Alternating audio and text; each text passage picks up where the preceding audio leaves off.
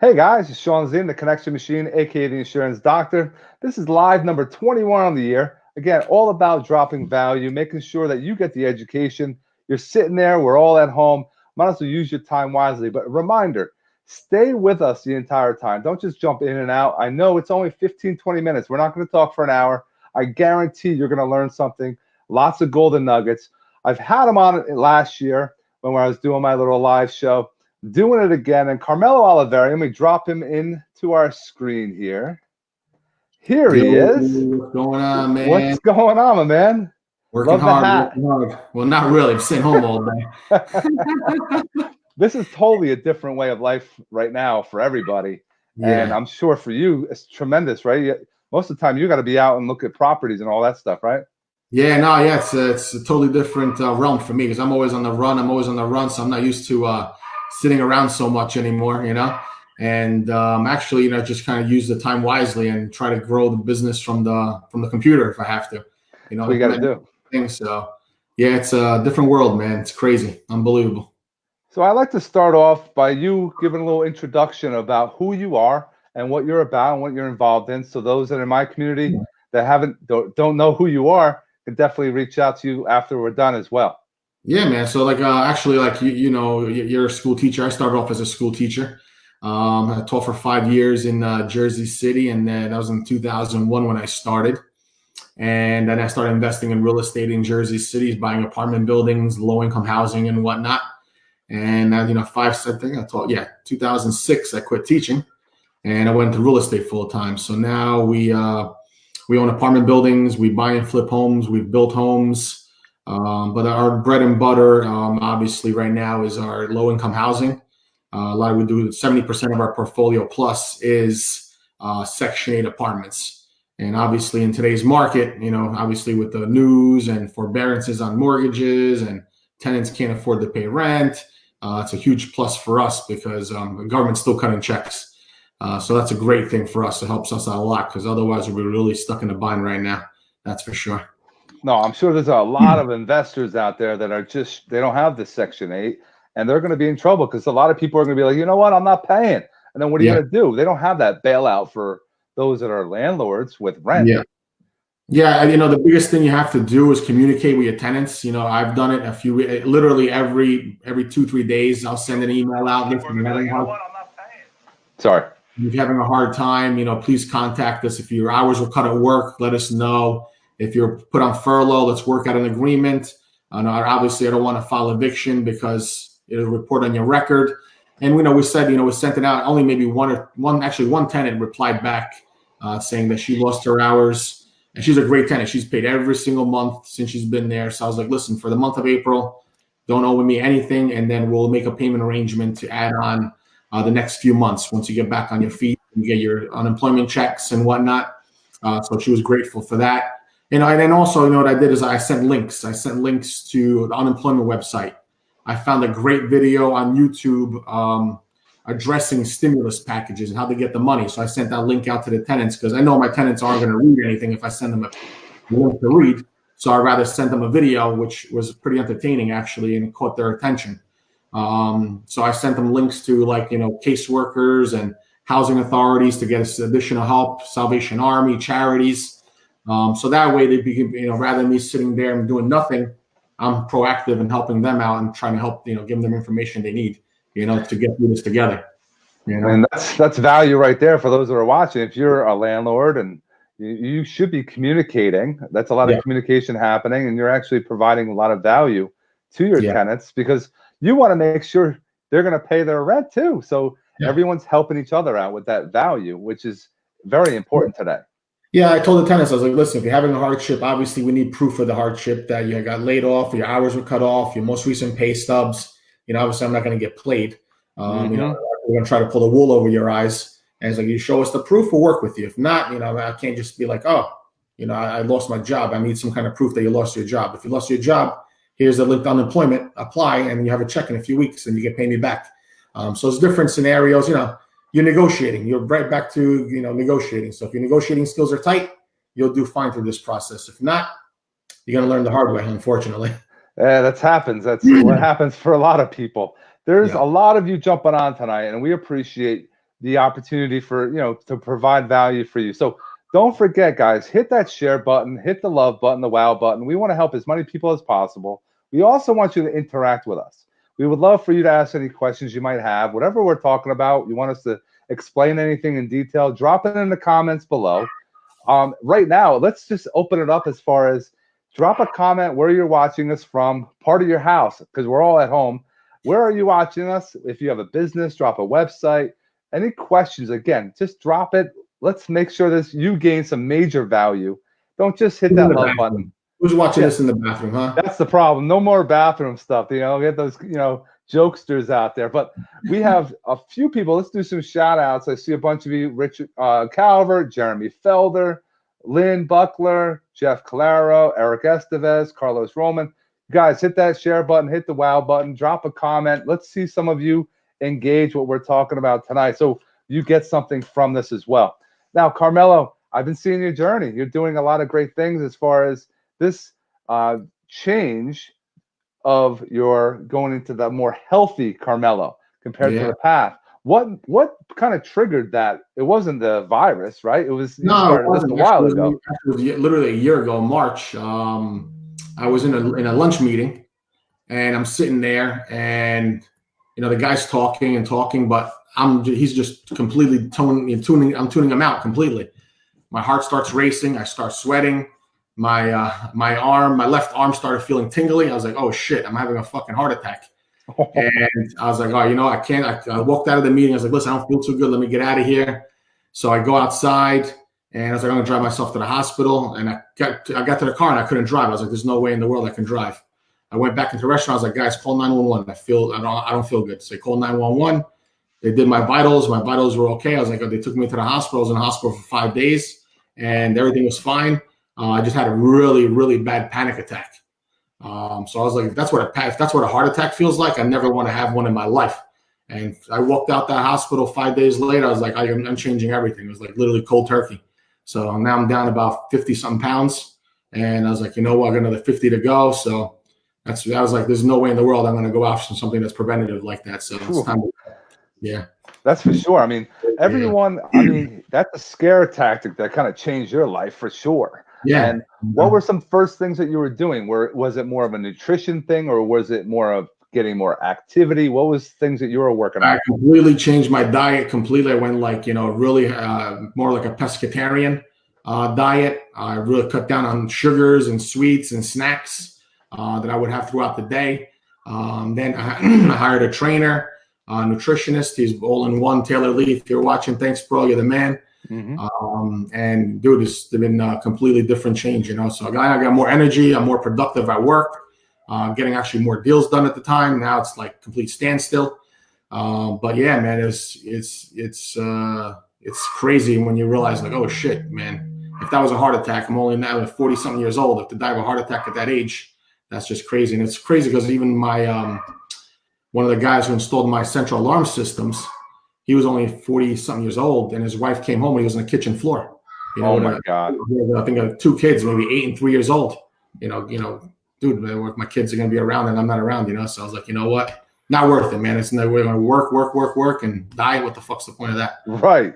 You got to definitely live. And I'm glad you have that healthy lifestyle. What about this whole virus? Everybody's home now. Yeah. And you were a businessman. You're doing your thing. Your kids went to school. Now it's a whole flip. You're now back into teaching mode. Yeah. Homeschooling. How's that been? Oh, dude, it's crazy, man. Now I know why I quit teaching. But yeah, so far so good. They've been really good, the kids, and I kind of feel like a stay-at-home mom, and like I'm helping the kids. That, and my daughter wanted carbonara for lunch, so I made her carbonara. Then they go outside to do some exercise. They come back inside, do some more work. So, but it's like great. I get to spend a lot of time with the kids, so I love it. Before it's like, dinner and then go to sleep, dinner, go to sleep, wake up in the morning, go to school, and no one see them. So actually, I like this. I love this actually. Yes. So that's awesome. It's amazing to use this timing. I cherish it because my daughter will be in daycare, and now I'm get to see them all the time. And it's just something that everyone to look back when we get through this crazy shit. Yeah. that what we've dealt with and how we're going to move forward Yeah. and cherish. Like, damn, remember what it was like back then? Like, it was insane. Yeah. And Yeah, um, crazy. No, it's like, you drop the kids off at school, then you don't see them for a few hours. You're busy as hell. You're going crazy, and then you pick them up, and you're exhausted. And you look at it, it's like, oh man, holy shit. It's already Friday, and oh shit, a year flew by. Oh, 5 years. I was like, now it actually feels like time is slowing down a little bit. right. Yeah. So I was like, you know what? I actually kind of like this. So Have you I'm seen cool. that documentary, Which one? the Tiger King? Oh, yeah, the Joe That Exotic. yeah, jokes. Ah, That fucking is something that people just get drawn into, and you got to yeah. watch the whole goddamn thing. That's what I did. I watched it Yeah. one night. When the kids went to bed. I'm like, I couldn't stop watching. Like 3 o'clock in the morning. I'm like, this is nuts, unbelievable. It's nuts. And but I wouldn't have been involved with that if we weren't going through what we're going through. But I was like, damn, we're gonna watch it, and we just got sucked in. We just did it. But I enjoy it. I enjoy talking with you because you're down to earth. You've been investing for a long time. You're teaching people what you've learned, all your ups and downs. Can we talk about a little bit about your school that you're involved in with this real estate school investment? Yeah, basically WWWREI for Dummies, and actually just set it up because so many people would say like, "Hey Mel, can I pick your brain? Hey Mel, can I take you out to lunch? Hey Mel, can I take you out to dinner? I just want to pick your brain, pick your brain, pick your brain." I'm like, listen, I can't keep going out on lunches and dinners. I got things to do. Right. So if you really want to learn something, just sign up here. You just pay me for my time. It's I charge peanuts for the value you get out of it. And if you implement what I tell you, you'll do fine. If you don't, then I can lead a horse to water. I can't make it drink. But basically, we go through how to analyze the markets, what's happening in the markets, the bubbles that happened in the past, and how to watch out for the next bubble. We talk about different contracts to use when you're wholesaling a house, contracts when you're purchasing a house, contracts and contingencies to add in when you're flipping a house. What to look out for. Basically, the mistakes I made, I teach them so that way they don't make the mistakes. You know what I mean? I always say a wise person a smart person learns from their mistakes, and a wise person learns from someone else's mistakes. So, oh yeah, if you're wise 100%. enough to learn, you'll do great. If you don't, oh well, what can you do? You'll lose your shirt so fast in this business. It's not even funny. You got to know what you're doing for sure. There's people learning right now how fast you're losing money. It's not just there's a lot of risk involved, and it's something that if you don't know what you're doing, you're taking a major risk. But if you learn from a mentor who's been through it, could you describe maybe in the beginning one of those failures you had? Like, what was one thing that really just like, holy shit, what did I just get myself into? Yeah, no, actually, when I first started, it was always rental properties. So I would always buy and flip multifamily homes because I kind of just mitigated my risk. If I flip it, I make money. And if I sell it, I make money. I mean, if I keep it, I make money. I keep it as a rental property. Right. So I really mitigated my risk. My risk was minuscule, Then when the market got really hot in 05, 06, I was buying and flipping. But I wasn't reading charts. I wasn't reading the Case-Shiller index. I wasn't reading the Warren Buffett indicator. I wasn't checking absorption rates. I wasn't checking that high-end homes started stalling, 18, 24 months ago. I didn't know any of that stuff, you know what I mean? So I was building homes, and then we got stuck with one that I lost almost $200,000 on, and then I had 5 lots under contract to build 5 more homes that I lost deposits on, But the good thing is I had my rental property, so, next month rent came in. So it wasn't, it sucked, you're losing money, and even, years later, I did a few deals. And I did them. And when I did the appraisal came in $900,000. I was like, great, I'm going to make a killing on this house. I paid $350,000. I was like, well, just spend another $200,000. We'll sell it for $900,000. Well, my appraiser did the appraisal, and I was like, fantastic. I was like, cool. And then I go to sell the house, and the agent's like, the local agent in that market is like, no, you can't get that for this house because the town is divided by tracks, railroad tracks. The north side of town gets $900,000, which is less than a mile away from my house that I was doing. So the appraisers use a 1 mile radius. And she goes, on this side of the house, you're on the south side of the tracks, you're going to be in the 700s. I'm like, oh, fuck. I ended up with $90,000 in that deal. And I was flipping houses for almost 10 years at that point. So I live and learn, and so those experiences I'll teach my students. So I was like, you know what? I'm not going to rely on an appraiser I'm not going to rely on an agent to give information. No, you're going to get the best information from, your local Facebook page. People that live in town. How's this side of town? How's that side of town? Because legally, real estate agents can't tell you, hey, this is the, whatever it is. But the people that live in town will tell you. So, Ridgewood page, people live in Ridgewood. Which side of Ridgewood's a better side? Where am I going to get the better comparables? An appraiser, Ridgewood's not that big of a town. I can find a $2 million comparable, but it's not going to make, on this side of town, I'm not going to get $2 million. So little tricks like that I teach my students to learn, because you don't want to get burnt, man. No. You get burnt real fast. Now, there's a bunch of you jumping on, and shout out Yosi, Yanira, Jesse. Guys, hit that share button, hit that love button, hit that wow button. Questions, definitely drop a couple questions down for us, and also a couple comments. Or if you have a website, drop it in the comments. Let's all use this time. You're taking 15, 20 minutes out of your life to share it with us. So let's try to have you gain some more value. So please, and a few people are watching in their house. It might be in their garage. Wherever you're watching this from, drop a comment. So Carmelo, yeah, you lost money in the past that you learned the hard way. So again, he's trying to help you guys, if you're interested in investing, not learn the hard way. You actually, from the get-go, understand the risk you're going to take. Yeah. And what were some of the mentors that you had when you first started? How did you learn about the Warren Buffett, what would you say, the Warren Buffett indicators? How did you learn about that? Through other real estate investors. I learned construction from a friend of mine. He kind of took me under his wing and showed me how to build houses, how to do foundations, how to do framing. I learned from other real estate investors about reading charts. Actually being a real estate agent myself and a broker, so I learned from other brokers and investors that were in the field. So really, just from other people around me that I surround myself with at the time. So it actually worked out well. So now I want to get into bigger deals and bigger, different avenues of real estate investing. And you know what? I'll surround myself with those people to learn from them. So yeah, it's just a matter of who you surround yourself with. You know what I mean? That's important. I think most of the real estate agents, a lot of them don't want to share their tips and tricks and their ideas because somebody else is going to know about it. It's the hustle, it's the consistency. You got to make sure you are collaborating with other people. Yeah. I work with other insurance brokers or other insurance companies because there's things they don't or can't do, they send to me. And that might be the same thing for you as an investor or a real estate agent.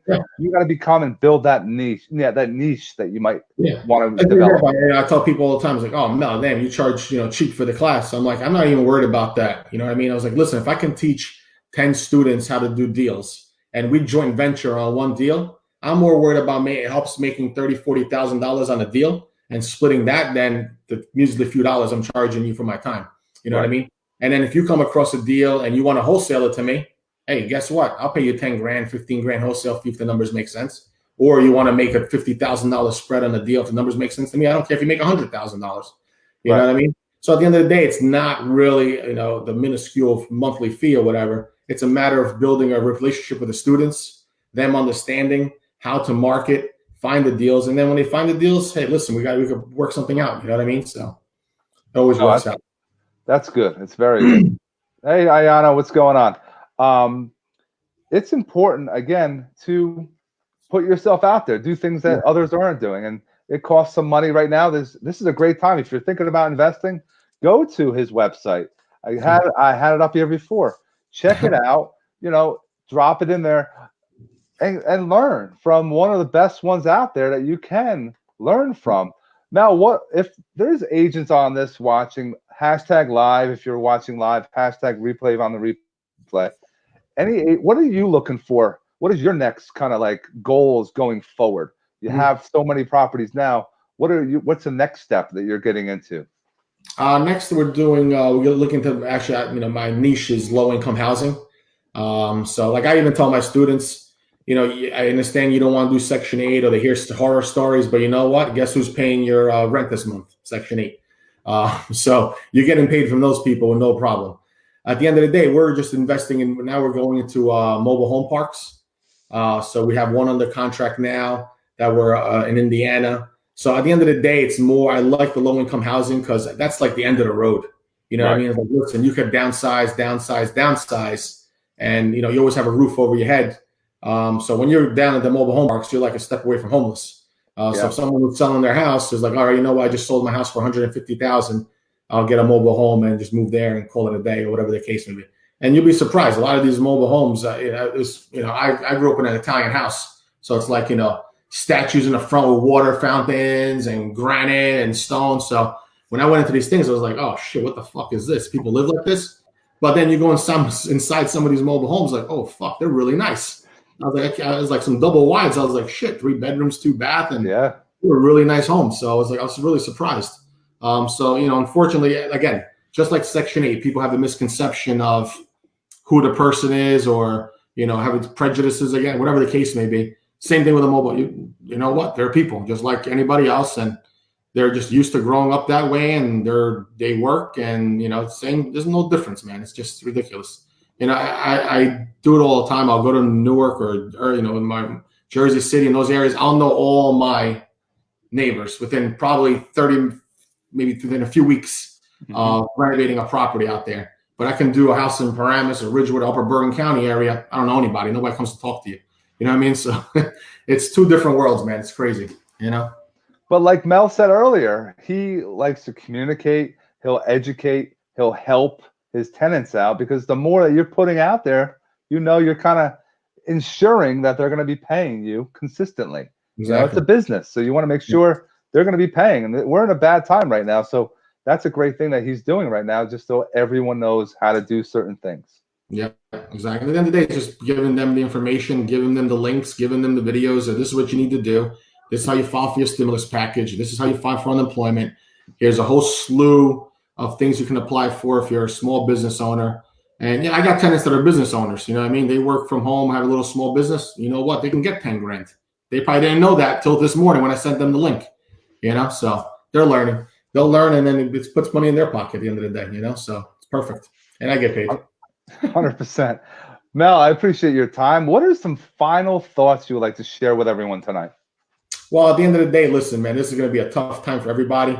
And the only thing that's certain right now is uncertainty. We don't know what's going to happen. I think today I just got a text message that FHA is not doing investor cash out refinances of Fannie Mae or Freddie Mac, because they're kind of like scared that landlords are going to take the cash and run. So that's every day guidelines change. But at the end of the day, those who know how to get through this, those who know how to negotiate deals, those who know what they're doing are going to come out 10 times better than they are right now. There's people out there with money. There's hordes of cash out there right now. And guess what? If you pull through this and on the other side of this whole mess, guess who's going to get that cash? Who's going to get those investors to lend? Who are you going to line up with those investors with? You. You made it through this. So at the end of the day, you're just going to prove that you made it through this, and you're good to go, man. You're going to get a home run after this. So just don't look at my Facebook posts. I just piss people off. Definitely check out Mel's website. If Mel wants to put in the comments after the live your cell phone number, any contact information, please do, so you can reach out. Definitely. Friend request him. I appreciate you, man. I appreciate all the value you bring. I want you guys to stay safe, be healthy, and stay home. That's a big thing. Say hi to Dad and make sure he pulls through, man. Keep me updated for sure. Definitely will. Yeah. Appreciate you. I'll see you hopefully very soon, and enjoy the rest of your night. You too, man. Take care, guys. All right, Mel. Thank you. Bye-bye. There you have it, guys. That was live number 21 with Carmelo Oliveri. Definitely need to check him out. Check out his website. Make sure that you definitely mention me if you do reach out to him directly with the website, with his real estate investing. And if you're interested in getting involved with Alive, please reach out to me via connectionmachine.biz. Check out the web cards. If you don't have these yet, you got to check them out. Check out webcards.biz, collaboration I have with Christian Loran. And if you're ready to rock and roll for anything for mentoring, get you out of your comfort zone for video, or anything with insurance, you know how to get in contact with me. 201-320-3454. Sean Ziem, the Connection Machine, aka the Insurance Doctor. Have an awesome night.